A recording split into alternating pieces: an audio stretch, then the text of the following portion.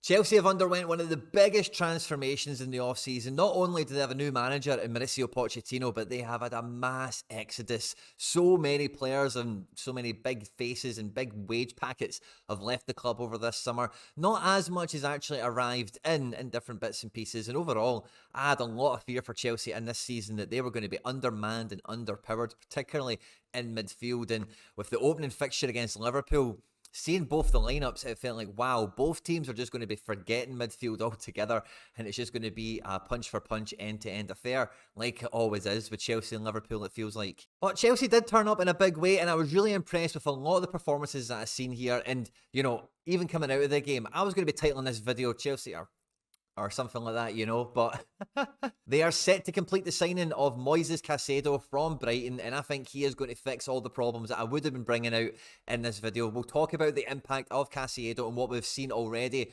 from Pochettino's Chelsea in the opening game against Liverpool at the weekend. At any point in the video, if you laugh, you learn, you like something or whatever, please do like and subscribe to the channel. We're pushing for 10,000 subscribers, and we cannot do that without your support. So if you do enjoy the content here, please let us know by dropping a subscribe, drop a like, and get involved in the comment section. Let me know what am I getting wildly wrong, or what you agree with. Let me know. Every so often we go back to the comment section and make them the subject of the video, so the good contributions definitely get noticed, so get them in the comment section. And yeah, let's just get stuck straight into it. When the lineups came out, it was very clear to see from the off it was going to be a 5-3-2, or a Chukwuemeka ended up being a little bit wider than this, you know, so maybe a 5-2-3, depending on how you want to think of the team. But very clearly that with Thiago Silva anchoring in between Disasi and Colwell, it was going to be that rigid back three, which would give a bit more license to the width coming from Ben Chilwell on the left, and in particularly in this match, as we've seen develop out across the 90 minutes, Reece James on the right-hand side. And I think one of the strongest things that we've seen in this match was a lot of clear patterns of play and routes to goal that was linking up between the likes of Chukwuemeka, Raheem Sterling and Nico Jackson whenever they were able to interlink with one another, have some nice interchange, giving goals, overlaps, and, you know, whenever they did threaten, there was normally 2 or 3 of them involved in quick succession and quick turnaround. Reece James was a real standout. I feel like he really did grow a foot or two continually as the game went on. Captain's armband really suited him. Unfortunate not to see him get the 90 minutes or so, but I think he did really epitomise, along with Ben Chilwell, a real desire to keep this Chelsea team at the top end of the table and fighting against the Liverpools and, you know, all the other teams that go into the good and the great of the league as a whole. And Chilwell, you know, did operate very wide for the most part of the game, but we've seen in possession that he was quite welcome to come into these kind of zones here. We even seen him pop in the box, of course, when on quite a few occasions, and he really did almost fill in, almost like a midfielder on this side of the pitch here. Enzo Fernandez honestly did a fantastic job across the 90 minutes, but really did just protect the centre territory and really did make sure that the ball always went through him and that Chelsea were always in control of possession when it was in and around his area. And for this being the midfield, it was basically a one-man effort of Enzo Fernandez, along with his bodyguard, Conor Gallagher, that basically everywhere Enzo went, Conor Gallagher was going. Conor Gallagher was fantastic in this game. He really did stand out in a big way. And I was really impressed to see this is the sort of performance from an academy prospect type of guy that when they go out on loan to the Crystal Palaces of the league, they put these sorts of performances in.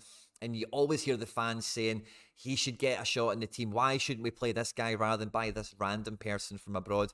Same with Levi Colwell, obviously coming into the team for this match also. But Conor Gallagher did a great job. And I think between Conor Gallagher and Enzo Fernandez, they built up a very good partnership of patrolling around midfield together. And they had a real good synergy of getting on the ball and playing some nice give and goes between themselves. You get away with doing this in midfield when you have a Thiago Silva as a real old school sweeper. And if, depending on the age, if you're on YouTube, you're probably too young to remember old school sweepers. I'm just about old enough to remember it. But they were literally what Thiago Silva is doing now. And that allows these defenders, both of them, Colwell and Disasi, to really forget about, like, covering themselves in a lot of ways. They can be on the ball a little bit more. They can fill into little pockets of space to make it a bit more difficult when the opposition are trying to snuff out an attack, for example.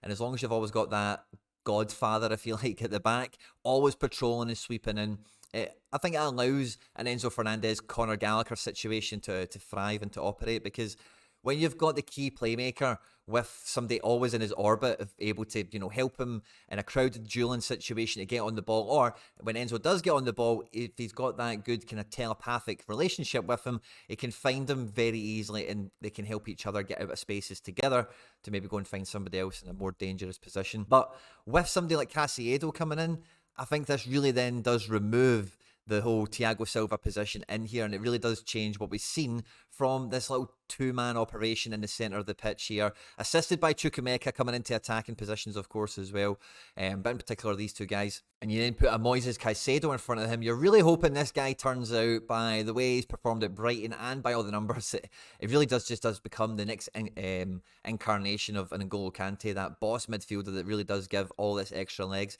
Maybe he does come in and just replace Gallagher altogether. I would hope not, with maybe some of the other transfers that Chelsea might make. I think this is the kind of the base of what you want to keep in operation here. But this allows someone like Enzo, who does have the passing range and the vision, as well as that ability to keep all the good stuff we've been mentioning in these deeper positions here in transition, been strong on the ball, having a good eye for a pass, and been able to control the tempo. If he's allowed to do that further up the pitch, which we've seen him do for Benfica, for Argentina, and for River Plate, he can very successfully do that kind of job, not in this area here, but also in and around all of these positions of the pitch as well. And if you can get him in here supported very well with someone with a lot of legs, it can help him. And like we've seen in this game, Conor Gallagher was quite happy to get into these spaces already. A bit more support, a bit more encouragement gives him a bit more license to get into the box a few more occasions. And, Nico Jackson really did feel like a standalone striker for a lot of the counter-attack situations. And he probably will have enough opportunities as the season goes on to get 15 goals in the season in the league, based solely on, forget Caicedo, think that's Thiago Silva again for a moment. You could probably imagine the amount of opportunities that were made on this right-hand side with Reece and Sterling, that Jackson, along with all these other supporting cast, will get enough goals, and Chelsea will be in amongst the top 7, the top 8 with this situation anyway. But what I think Caicedo allows them to do is be more of an elite team, more of a dominant team, because these are not the tactics playing the old-school sweeper of a team that goes on to win the league necessarily, or a team that's going to go on and challenge for honours across all fronts. And it's probably not the sort of team that Pochettino wants to build in his kind of Chelsea image, as it were, as well.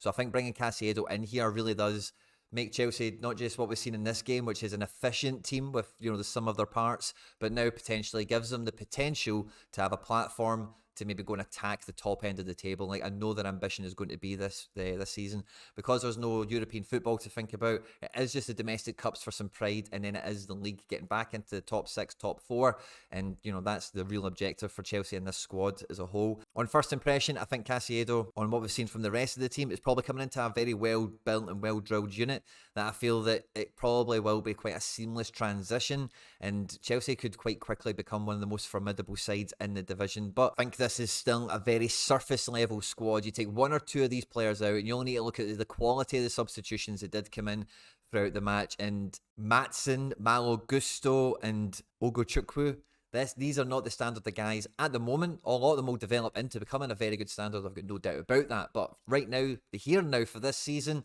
they're going to let you down at some point. You can only imagine, just with the inexperience and the lack of quality and depth, because at this level, it is a team game. You need 14, 15 guys to get you across the line, and this 14 or 15 just about had a 1-each draw with Liverpool. Maybe it should have been 2 each, depending on your VAR point of view on a few of these different decisions. But overall, I thought Chelsea really impressed me. I was actually expecting them to be much worse, particularly with them only having Enzo and Conor Gallagher in midfield. I thought it would have been much more of one-way traffic for Liverpool, but it was not in the end. Chelsea did pretty well to get the draw, and a really big game to open the season with, a very important point.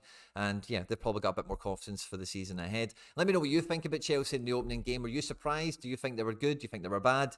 Be really interested to find out. On screen there now with some other stuff that I've made that YouTube thinks you might enjoy. Stay out of trouble, and I'll catch you on the next one. Take care. Bye-bye.